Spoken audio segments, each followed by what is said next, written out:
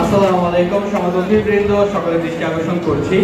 সমাজবৃন্দ, আপনারা এখনো যারা ডিনার করেননি, আপনাদের ডাইনিং টেবিলে বসার জন্য অনুরোধ করা হচ্ছে। হলের পিছন দিকের অনেকগুলো চেয়ার খালি আছে। আপনাদের চেয়ারগুলো ফিল আপ করে বসার জন্য অনুরোধ করা হচ্ছে।